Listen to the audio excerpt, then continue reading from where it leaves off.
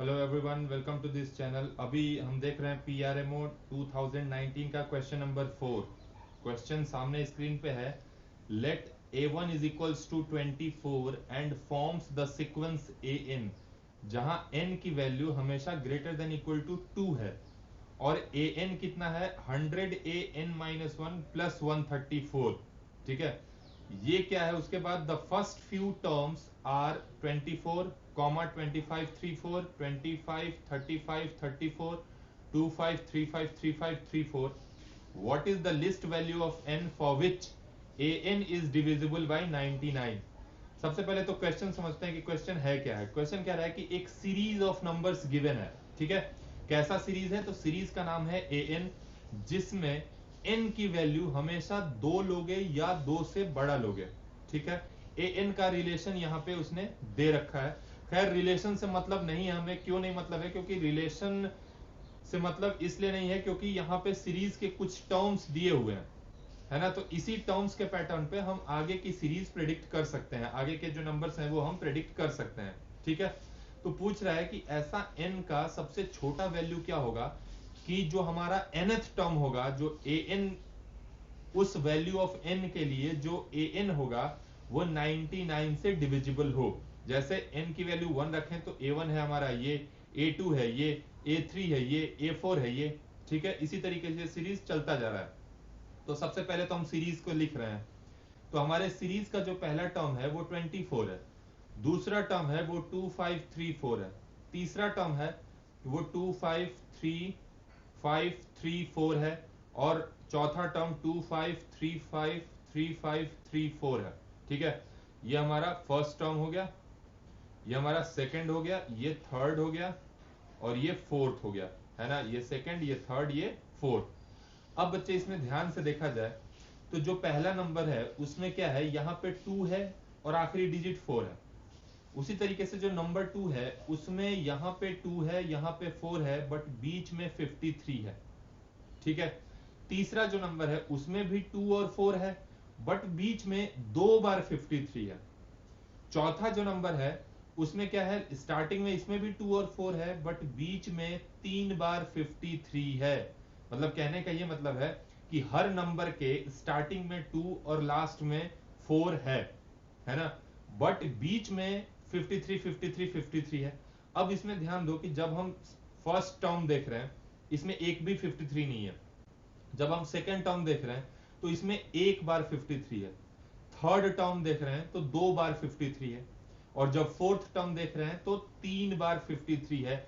इसका मतलब जो हमारा सिक्स्थ टर्म होगा उसमें 2 और 4 तो होगा ही, और सिक्स्थ टर्म लिख रहे हैं तो एक इससे कम यानी 5 बार 53 होगा उसमें। यानी इसमें जो टर्म होंगे वो 5 टाइम्स 53 53 53 53 53 होगा। ठीक है, मतलब इसमें सोचने वाली बात यह है कि जो हमारा nth नंबर होगा, जो nth नंबर होगा उसमें एक बार 2 होगा और आखिरी नंबर 4 होगा और बीच में 53 53 53। ये कितनी बार होगा 53? तो ये यहां से लेके जो यहां तक जो 53 है बच्चे, वो n-1 टाइम्स 53 53 53 रिपीट हुआ होगा कि नहीं हुआ होगा? ठीक है, यहां तक समझ में आना चाहिए कि जिस नंबर का टर्म निकाल रहे हैं उससे एक कम बार 53 रिपीट हो रहा है।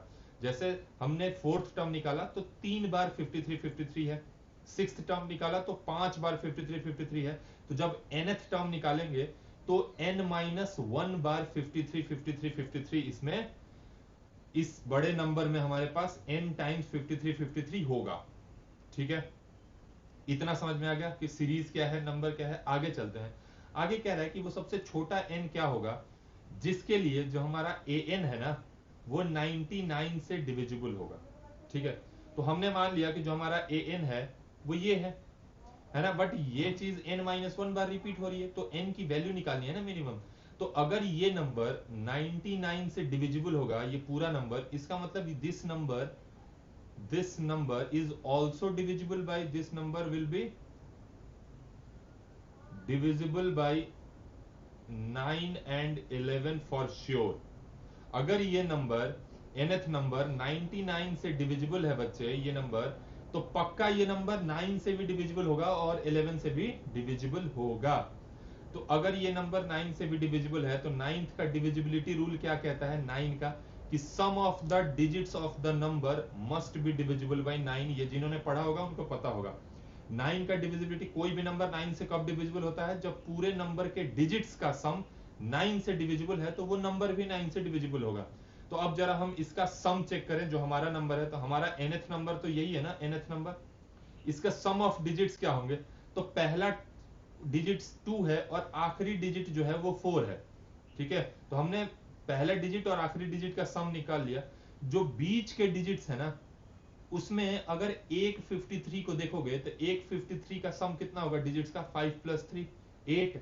और ये 53 कितनी बार है इसमें, तो n-1 बार।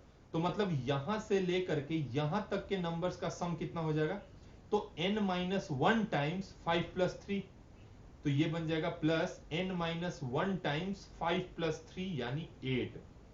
ये जो हमारा ये नंबर क्या है, sum of digits of nth number.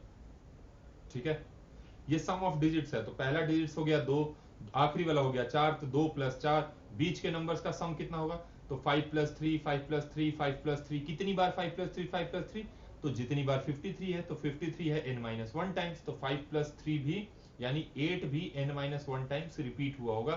तो ये जो नंबर हो गया ये हमारा सम ऑफ दिस बिग नंबर हो गया। तो इसका सम कितना आया, इसका सम आ गया हमारे पास 6 + 8n - 8, यानी ये हो गया 8n - हो गया तुम्हारा कितना 2, है ना, 8n - 2। अब ये जो नंबर है, ये नंबर हमारा किससे डिविजिबल होना चाहिए, 9 से डिविजिबल होना चाहिए। तो 9 से डिविजिबल होने के लिए n की वैल्यू क्या क्या रखेंगे, n की वैल्यू 1 रखा तो नहीं होगा, n की ये मान लिया हमारा nth टर्म है। ठीक है, तो जब n = 1 रखा तो nth टर्म कितना आ गया 6, नहीं है 9 से डिविजिबल। n = 2 रखोगे, तो ये चीज बार बार लिखूंगा नहीं मैं, ये मन में ही चेक करो, क्योंकि तुम लोग अगर PRMO का चीज देख रहे हो तो इतना बच्चों वाली चीजें एक्सप्लेन करने की जरूरत नहीं है। n की वैल्यू 2 रखा, अगर इसमें n की वैल्यू 2 रखते ही 8 दूनी 16 14 नहीं होगा, n की वैल्यू 3 रखते ही 22 नहीं होगा, n की वैल्यू 4 रखेंगे 30 आ जाएगा, n की वैल्यू 4 रखने पे वो भी 9 से डिविजिबल नहीं है। n की वैल्यू ये 8n - 2, मैं एक चीज लिख देता हूं यहां, ये सम ऑफ डिजिट्स ऑफ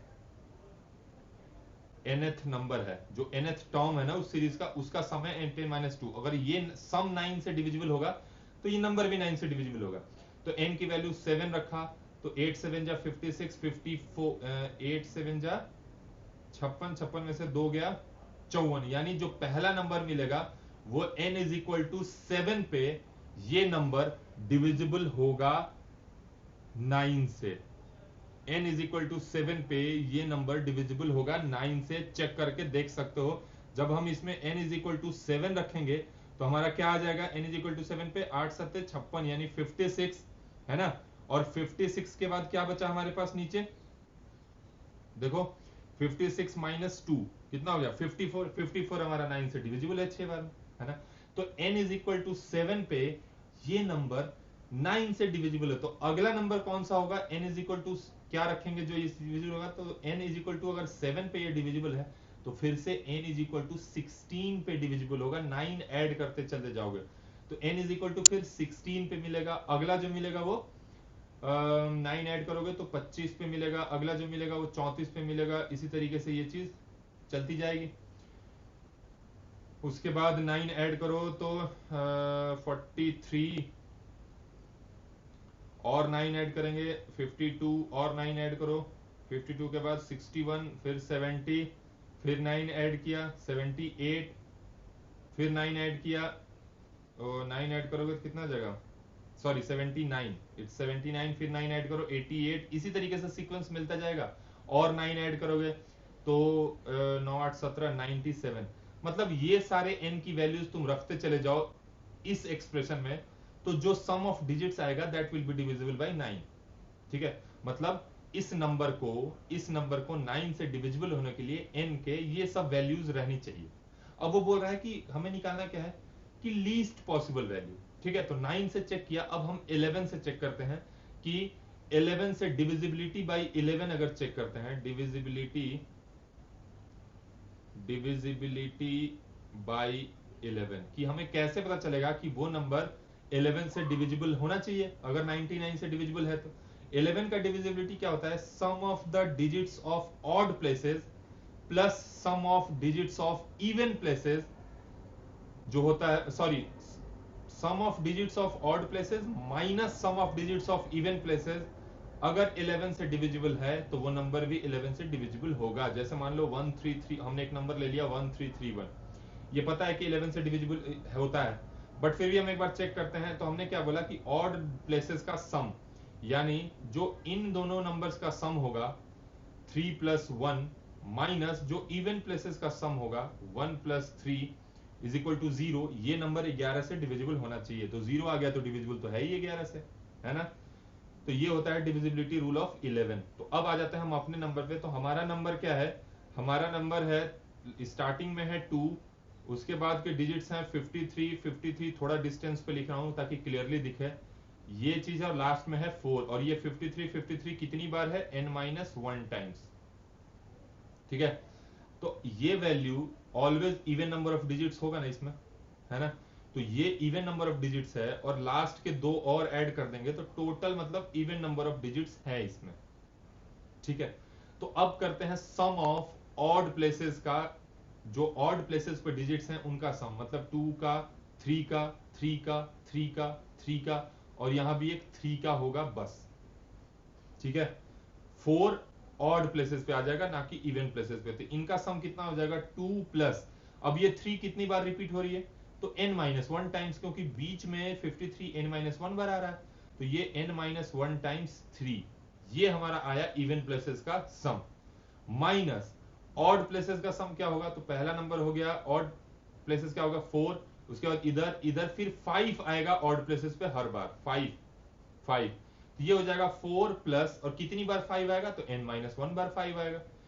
अगर ये डिफरेंस डिविजिबल हुआ 11 से तो हमारा काम आसान हो जाएगा। तो कितना हो जाएगा ये 2 + 3n - 3 -4 -5n + 5, ये बचा -2n, और 5 में से 4 गया 1 -2, बस ये बचा -2n। ये नंबर हमारे पास सिर्फ -2n बचेगा क्योंकि कांस्टेंट टर्म शायद कैंसिल हो जा रहा है। -3 - 5 कितना हो रहा है, -7 + 5 और +2, यानी इनका सम जो आएगा, ये अगर मैं लिखूं कि ये आया हमारा, ये हमारा नंबर आया -2n। ये नंबर क्या आया, तो sum of odd places minus sum of difference places. अगर ये -2n 11 से डिविजिबल है तो वो पूरा नंबर भी 11 से डिविजिबल होगा, ठीक है। ये पूरा नंबर भी 11 से डिविजिबल होगा। तो अब n की वैल्यू क्या रखेंगे, तो सबसे पहले तो n की वैल्यू बच्चे अगर 0 रख दें तो ये पूरा एक्सप्रेशन 0 बन जाएगा, तो 0 11 से डिविजिबल है ना।